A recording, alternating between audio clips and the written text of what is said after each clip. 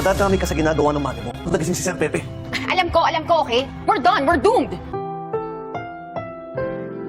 Ang susunod na programa ay rated PG. Ito ay nangangailangan ng patnubay at gabay ng magulang para sa mga batang manunood.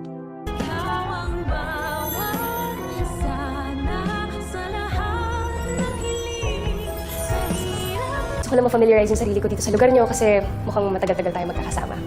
Mag-aalala na musto si Carlos sa kanyang anak na si Zoe matapos niyang malaman na sumama pala ito sa kanyang demonyitang ina sa Japan.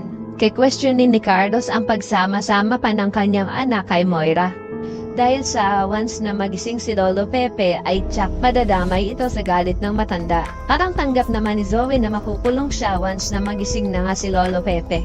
Kaya naman salit na magmukmuk siya mas ini-enjoy niya na lang ang mga huling araw niya sa labas. Sa kabilang banda, sa unang araw naman ng trabaho ni Justin sa kanyang work bilang HR sa Atex ay ipafamiliarize niya na ang lugar sa pamamagitan ng paggagala-gala sa loob ng buong Apex Hospital at mukhang patitikimin niya ng kanyang tunay na ugali sila Nurse Evan at Karen sa pamamagitan ng pagbagsak sa kanilang mga gamit at padadamputin niya ito sa dalawa. Ikatataas naman ito ng kilay na mag-best friend na nurse at feeling nga ng dalawa na mas pinapatunayan lang ni Justin na mas masawal pa siya kay Zoe. Sa kabilang banda, mukhang sa hinaba-haba ng pagpabebe nitong si Doc Carlos ay mukhang papayagan niya na din si Annalyn na sumama sa Japan.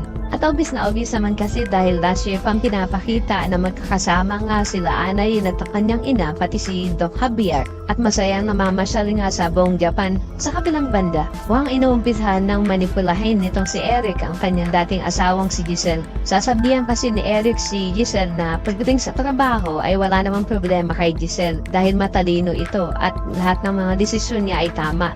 Pero pagdating sa personal life ay doon siya pumapalya. Kitang-kita naman sa mga mata ni Giselle na tila ba tinatamaan siya sa mga sinasabi ni Eric. Kaya naman kung isa ka rin sa mga umaasang sana hindi magtagumpay si Eric sa pagmamanipula dito kay Giselle ay pakilike ang video na ito and don't forget to subscribe.